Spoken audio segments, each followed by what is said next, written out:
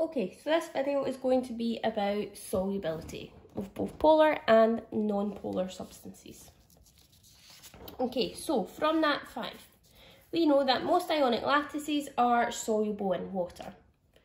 Okay, at higher, our knowledge is going to be a little bit extended in this. Okay, so at higher, we need to understand that ionic lattices are soluble in water due to the attraction between the opposite charges.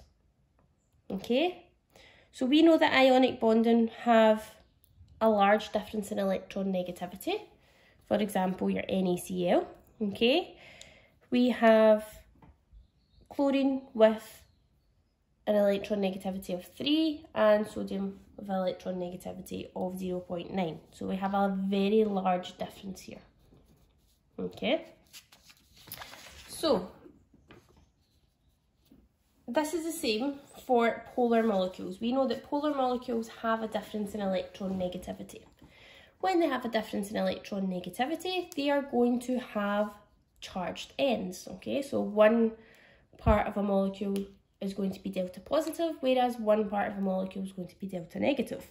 Okay, so the polar molecules will be soluble in water because water is also polar.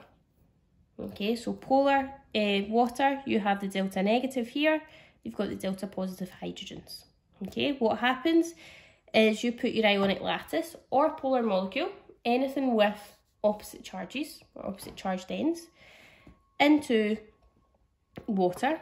What happens is you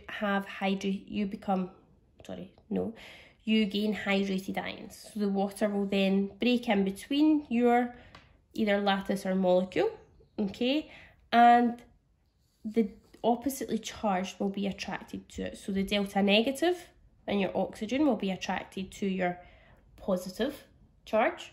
Okay, remember this is from your ionic lattice or polar molecule, whereas the delta positive hydrogens here will be attracted to the negative. Okay, so you've got your oxygens aiming in, whereas for the negatives you have your hydrogens aiming in. These are known as hydrated ions. Okay, so from this we can see that polar molecules and ionic lattices dissolve in polar solvents. Okay, polar molecules do not dissolve in non-polar solvents. For example, oil does not dissolve in water. Okay, from this we say that like dissolves like. This phrase will come up quite a lot. Okay, so like dissolves like, polar dissolves polar. So any polar molecule is going to dissolve in any polar substance. We know that water is polar, so we say that a polar molecule will dissolve in water because water is a polar substance. Okay, this is the same case for the opposite side, for non-polars. Okay, so non-polar molecules will dissolve in non-polar substances, but they will be insoluble in water because water is polar. Okay, this is because the non-polar molecules, or in non-polar molecules, remember non-polar molecules have no difference in electron negativity. Okay, therefore they have no charged ends. So if they're going to have no charged ends to be attracted to the charged ends in the water, then they're not going to dissolve. Okay, so again, like dissolves like. Non-polar dissolves non-polar.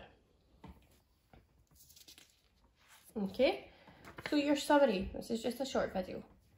Like dissolves like, you need to know that polar molecules will dissolve in polar solvents and that non-polar molecules will dissolve in non-polar solvents.